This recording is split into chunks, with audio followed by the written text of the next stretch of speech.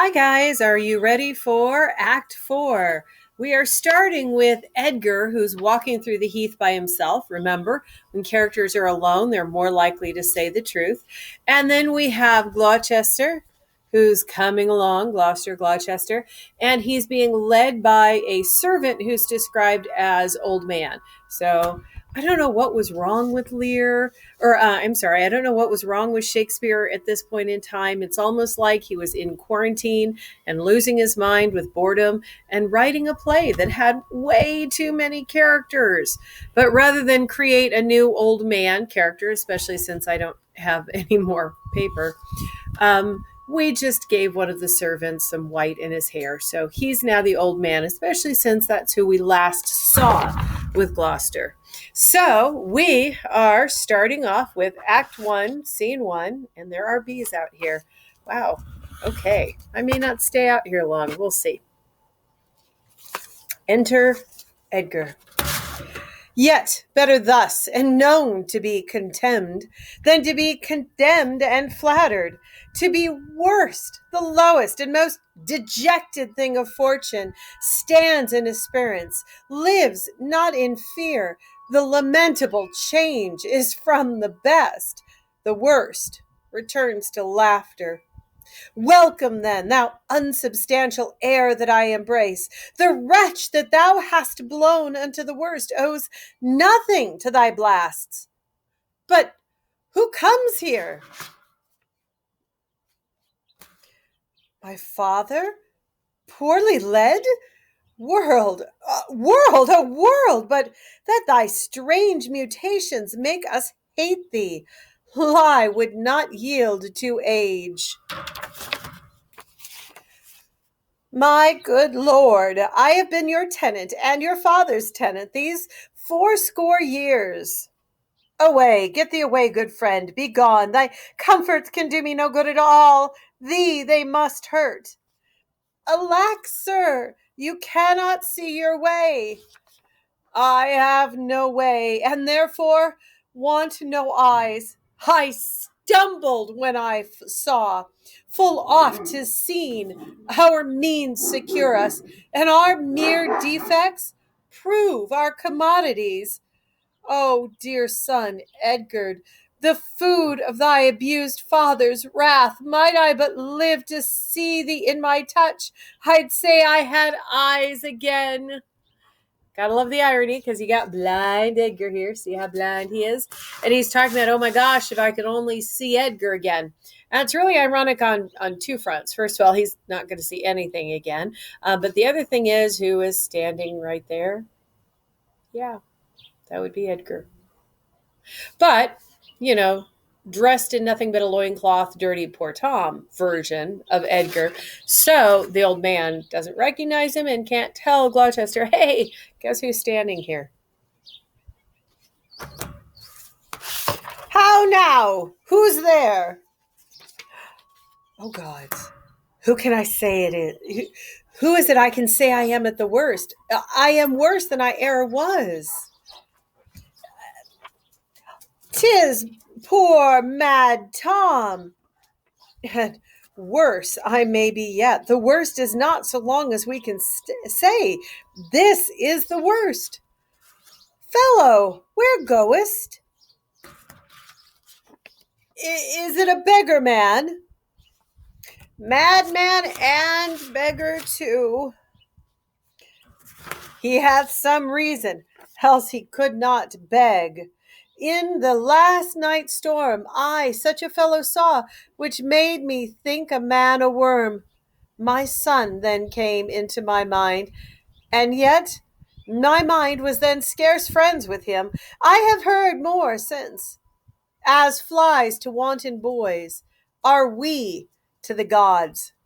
They kill us for their sport. How should this be? Bad is the trade that must play fool to sorrow, angering itself and others. Bless thee, master. Is that the naked fella? Oh, aye, my lord. Then Prithee, get thee gone. If, for my sake, thou wilt overtake us hence a mile or twain in the way toward Dover, do it for ancient love, and bring some covering for this naked soul, who I'll entreat to lead me. Alack, sir! He's mad. I'm gonna leave you with him. Like, seriously, he's naked, he's crazy. This is not a good idea. 'Tis the time's plague when madmen lead the blind. Do as I bid thee, or rather, do thy pleasure. Above the rest, be gone.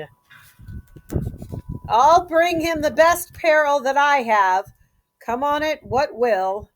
I'm going to go get some apparel or clothing. So if he's going to be leading the king, at least maybe I can get him to wear a shirt because, yeah, this is awkward. Sirrah, naked fellow. Poor Tom's a cold. I cannot daub this any further. Come hither, fellow. Yet I must. Bless thy sweet eyes. They bleed. Knowest thou the way to Dover? Both stile and gate, horseway and footpath. Poor Tom hath been scared out of his good wits. Bless thee, good man's son, from the foul fiend. 5 fiends have been in poor Tom all at once, of lust, as Abdicut, Hobbedidience, Prince of Dumbness, Mahu of stealing, Modo of murder, Flibbertigizzet of mopping and mowing, who since possesses chambermaids and waiting women. So bless thee, master. I'm going to keep playing crazy, especially since he just said that when he looked at me yesterday, thoughts of his son Edgar came to his mind, which means my disguise might not be that great. So I'm really going to play up the crazy here. Here, take this purse. Thou whom the heavens' plagues have humbled to all strokes, that I am wretched makes thee the happier. Heavens, deal so still. Let's a superfluous and lust-dieted man that slaves your ordinance, that will not see because he doth not feel your power quickly. So distraction should undo excess, and each man have enough. Dost thou know Dover? Aye, master. There's a cliff whose high and bending head looks fearfully in the confined deep. Bring me but to the very brim of it, and I'll repair the misery thou dost bear with something rich about me. From that place I shall no leading need. Hey, there's a great cliff where you can jump off. So you take me to the cliff, and after that, I'm not going to need you anymore because I'm going to be dead.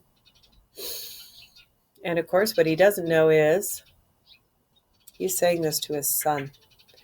Yeah, nothing like playing a guilt trip on Edgar without even knowing it. Give me thy arm. Poor Tom shall lead thee. So, you might have thought that Gloucester was going to Dover to connect with Cordelia in order to try and back up his son. It turns out he's planning on killing himself, and he just asked his oldest son to help him do it. See you next act. Oh, sorry. See you next scene.